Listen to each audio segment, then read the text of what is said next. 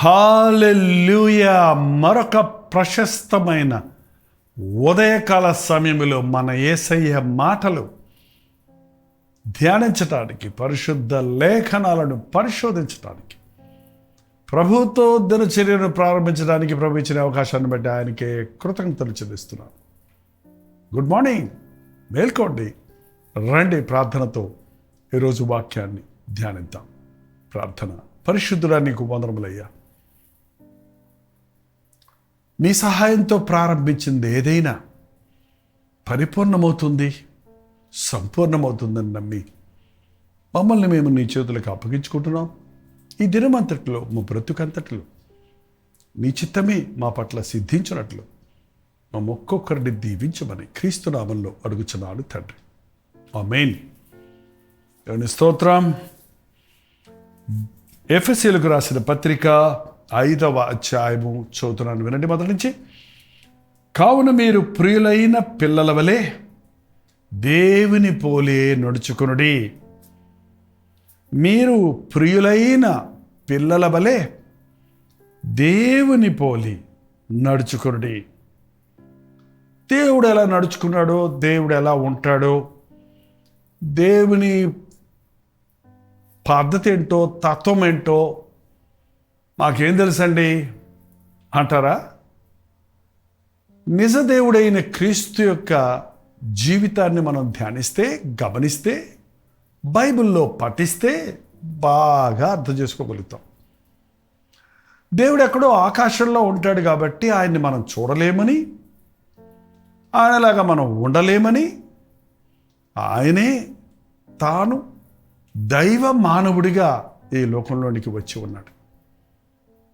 యేసుక్రీస్తుని మనం చూస్తే దేవుడు ఎలా ఉంటాడు అనేది తెలుసుకోగలుగుతాం. నన్ను చూచిన వాడు తండ్రిని చూశాడని చెప్పిన ప్రభు ఈ లోకంలో మానవుడిగా శరీరధారిగా ఉన్నప్పటికీ దైవత్వం ఆయనలో పెళ్ళుబుకుతూ ఉండింది.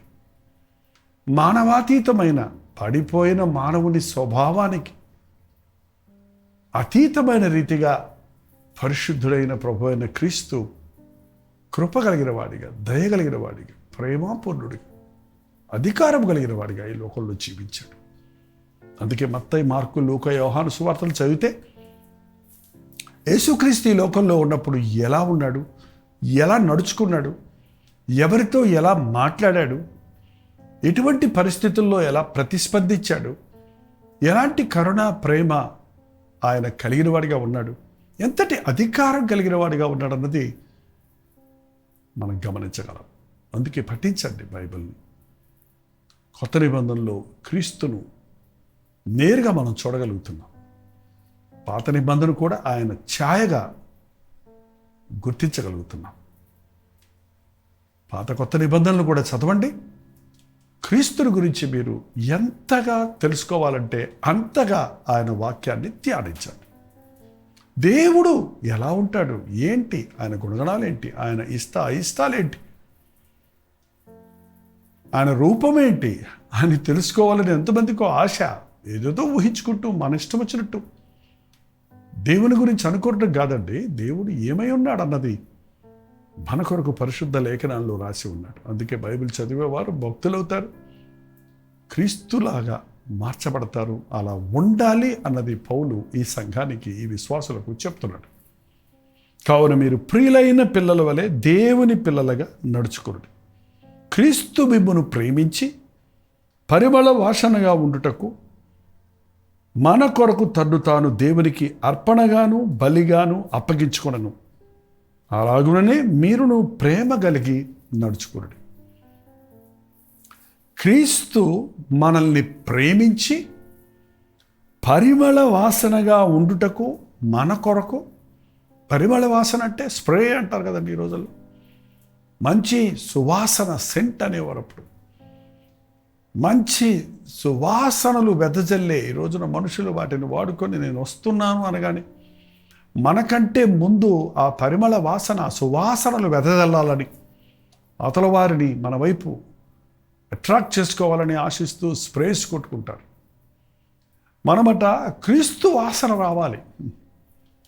మనల్ని చూసిన వారు మనలో ఉన్న చెవట గబ్బు, పాతాదాము స్వభావము, పాపపు గబ్బు మనలో లేకుండానట్లుగా మనం నిర్మలమైన ఆయన వాక్యముతో కడగబడిన వారిపై మనల్ని ఆయన ఆత్మతో అభిషేకించి మనల్ని చూచువారు మనలో క్రీస్తును చూచినట్లుగా క్రీస్తు యొక్క స్వభావాన్ని, క్రీస్తు యొక్క గుణగణాలని, క్రీస్తు యొక్క వెలుగును, దైవత్వాన్ని మనలో కనబరుచినట్లుగా మనం బ్రతకాలని, మనల్ని తన రక్తంలో కడిగి శుద్ధులుగా, పరిశుద్ధులుగా చేయాలని క్రీస్తు మనల్ని ప్రేమించి తన ప్రాణాన్నే మన కొరకు దారపోశాడు. ఈరోజు యేసు ప్రభువును విశ్వసించిన వారు, ఆ ప్రేమను గుర్తించిన వారు, మనము కూడా ఆ ప్రేమతో నింపబడిన వారిగా ఉండాలి.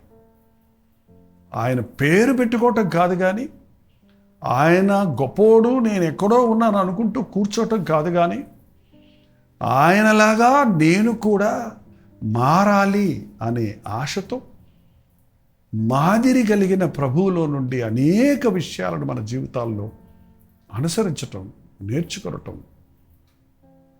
నేర్చుకోవాలి, కలిగి ఉండాలి. అలాగనే మీరును ప్రేమ కలిగి నడుచుకోండి.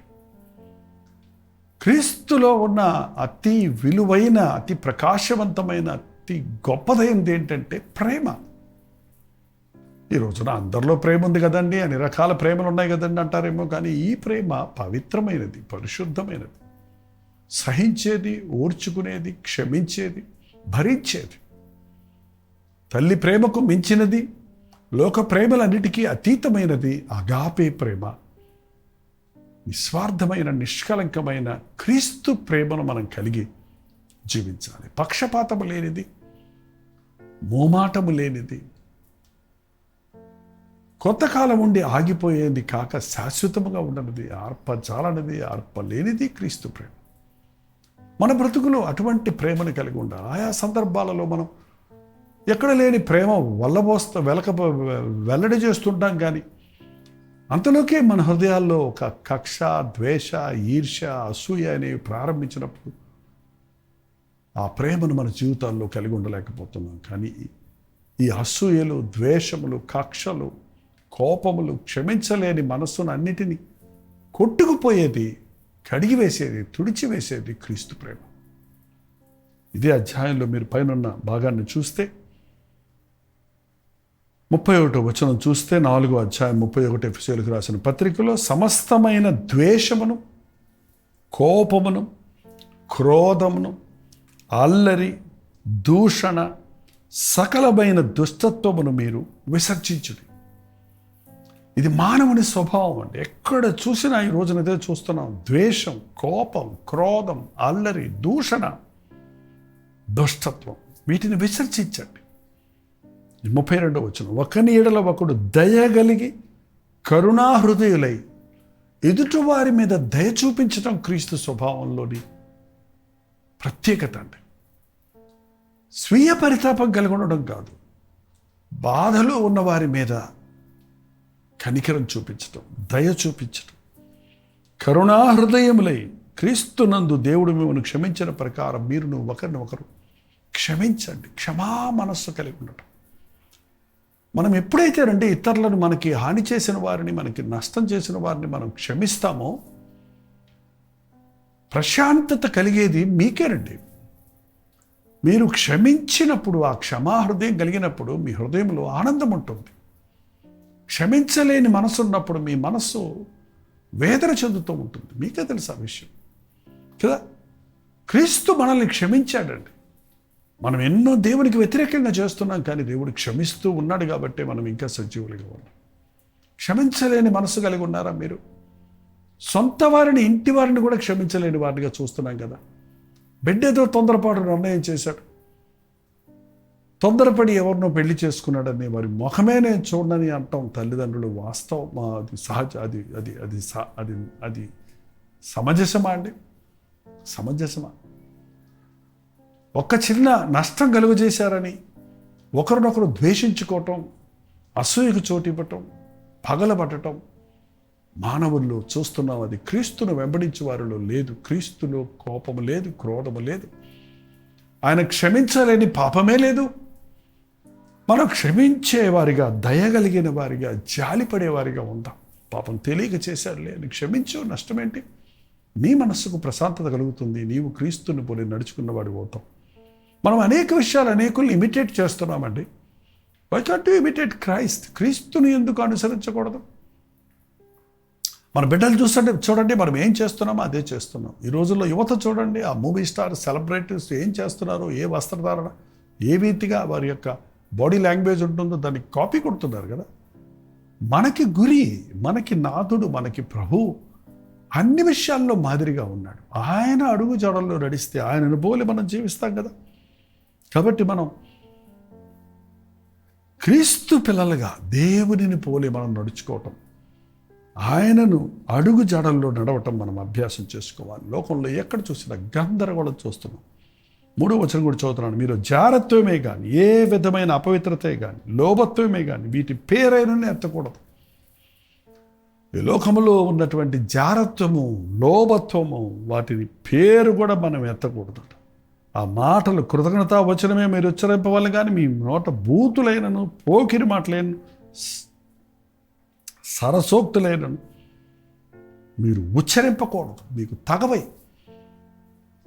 ఏంటంటే మన బాడీ లాంగ్వేజ్ ఒక వంతు మనల్ని రిఫ్లెక్ట్ చేస్తుంటే మన మాటలు మరెంతగానో మన స్థితిని మనం బయలుపరుస్తుంది.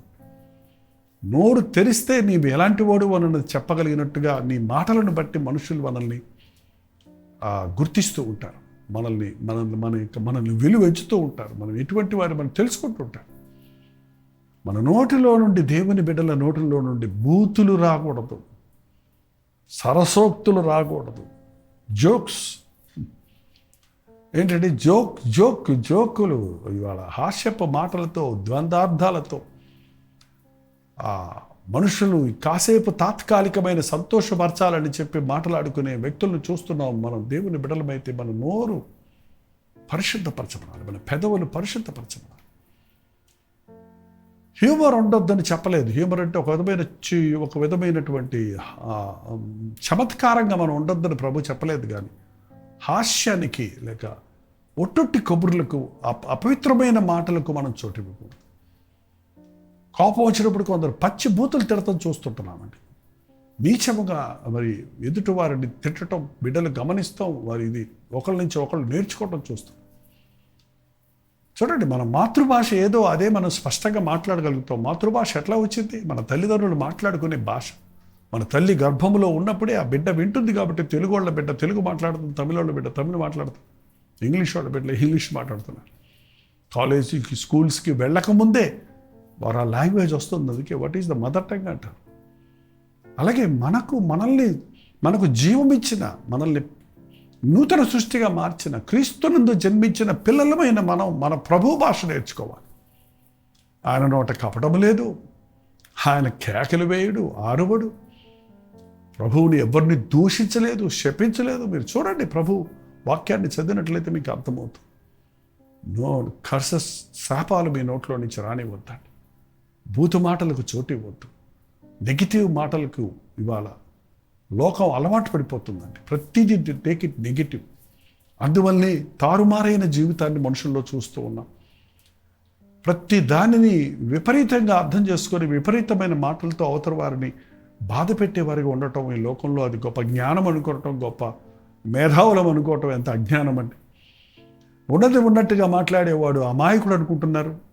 కానీ సత్యము నీ నోట ఉన్నప్పుడు నువ్వు క్రీస్తు అడుగుజాడల్లో ఉంటావు. సత్యమే చివరికి జయిస్తుందండి. ఇవాళ యేసుని అడుగు జాడల్లో నడిచేవారిగా మనం ఉండాలని, ఆయనను పోలిన వారిగా మనం ఉండాలని దేవుడు కోరుతూ ఉన్నాడు. ఆయన ఎలా ఉంటాడు అని తెలుసుకోవాలంటే, ఆయన ఎలా ప్రతిస్పందిస్తున్నాడు అని గుర్తించాలంటే, ఇదిగో ఆయన వాక్యములో ఎన్నో అంశాలు ఉన్నాయి, ఎన్నో పారాగ్రాఫ్స్ ఉన్నాయి. ఎన్నో చోట్ల ఎన్నో విధాలుగా ఒక మనిషి ఏ రీతిగా శోధించబడతాడో, వేధించబడతాడో, ఎటువంటి పరిస్థితులు గుండా వెళతాడో, యేసుక్రీస్తు ఒక శరీరధారిగా ఈ లోకంలోనికి వచ్చి మానవుడికి కలిగేటువంటి ప్రతి శ్రమను, నిందను, అవమానాన్ని, బాధను, బాధ్యతను అనుభవించాడు. వాటిల్లో ఎలా ప్రతిస్పందించాడో తెలుసుకుంటే మానవుడు ఎలా ప్రతిస్పందిస్తాడు, దేవునిని పోలి జీవించేవాడు ఎలా ప్రతిస్పందించాలి అన్నది మనం నేర్చుకుంటాం. నేను ఎవరైనా కుడి చెప్పు మీద కొడితే ఎడం చెప్పు కూడా చూపించమని చెప్పాడు. మీరు ఇవ్వండి, ప్రేమించండి, సహించండి, ఓర్చుకోనండి, మీ శత్రువులను ప్రేమించండి, మిమ్మల్ని హింసించే వారి కొరకు ప్రార్థించండి అని ఆయన చెప్పటమే కాదు, ఆయన చేసి చూపించాడు. ఈరోజు యేసుని అడుగు జాడల్లో నడవాలి. ఈ లోకంలో ఒక ప్రత్యేకమైన స్థాయిలో నేను ఉండాలి. లోకం పోకడతో పోకుండా లోకాన్ని ఇమిటేట్ చేస్తుండగా నేను యేసుని ఇమిటేట్ చేస్తాను, యేసుక్రీస్తుని అనుసరిస్తాను అని ఒక తీర్మానం చేసుకుందాం. ఒక పరిమళ వాసనగా క్రీస్తు యొక్క ప్రేమను, కృపను, ఆయన గొప్పతనాన్ని మన జీవితాల్లో ప్రతిస్పందించినట్లుగా ఆయన కృప కొరకు వేడుకుందాం. ప్రార్థన. పరిశుద్ధుడా, ప్రేమగల తండ్రి, యేసుక్రీస్తును నమ్మామని, ఆయన యందు విశ్వాసం ఉంచుతున్నామని చెప్పుకొని మేము ఆయనను పోలే మారాలనే ఆశ కలిగి ఉండడానికి, ఆయనలో ఉన్న ఆ దయ, ఆ ప్రేమ, ఆ క్షమించే మనసు, ఆ పరిశుద్ధత మేమును కలిగి ఉన్నట్లు ఆయన్ని ఇమిటేట్ చేయడానికి, ఆయన నడిచినట్లుగా నడుచుకోవడానికి పరిశుద్ధాత్మ సహాయాన్ని మా ఒక్కొక్కరికి దయచేయండి. ఆయన ఆ పాత మాటలు, పాత బూతులు, పాత సరసోక్తులు, ఒట్టి మాటలతో మమ్మను మేము అపవిత్రపరుచుకొని మా చుట్టూన్న వారికి హాని కలుగు చేయవారిగా కాక, దయార్థ హృదయులపై కనికరం కలిగిన వారిని, క్షమించు వారిపై క్రీస్తు ప్రేమను పరిమళ వాసనగా వెదజల్లినట్లు మా ఒక్కొక్కరికి నీ సహాయం చేయమని క్రీస్తు నామములో అడుగుచున్నాను తండ్రి. ఆమేన్. తండ్రి అయిన దేవుని యొక్క ప్రేమయు, కుమారుడైన క్రీస్తు యొక్క కృపయు, ఆదరణకర్తైన పరిశుద్ధాత్మ యొక్క సహవాసం ఈ అనుదిన ధ్యానంలో ఏకీవించిన మనందరికీ నీ క్రీస్తును పోలి జీవించుటకు సహాయం చేయడు గాక. ఆమేన్. దేవుని స్తోత్రం. 954041 నెంబర్కి మీ ప్రార్థన అవసరతల భారాలు ఒక టెక్స్ట్ లేక వాయిస్ మెసేజ్ ద్వారా వాట్సాప్ పంపించండి. మీ పక్షంలో ప్రార్థించడానికి నేను ఎప్పుడూ సిద్ధంగా ఉన్నాను. డాక్టర్ జేపల్లి యూట్యూబ్ ఛానల్ సబ్స్క్రైబ్ చేసుకోండి, లైక్ చేయండి, షేర్ చేయండి. ప్రతిరోజు క్రమం తప్పకుండా ఉదయం 7 గంటలకు, మధ్యాహ్నం 3 గంటలకి, రాత్రి 9 గంటల లైవ్లో జూమ్లో వచ్చే ప్రతి కార్యక్రమాన్ని వీక్షించే ఆధ్యాత్మికంగా బలపడండి. ఉచితమైతే ఈ మధ్యాహ్నం 3 గంటలకు, మళ్ళీ రాత్రి 9 గంటలకి లైవ్లో జూమ్లో మళ్ళీ కలుసుకుందాం. అంతవరకు దేవుని మహాకృప మీకు తోడేది గాక.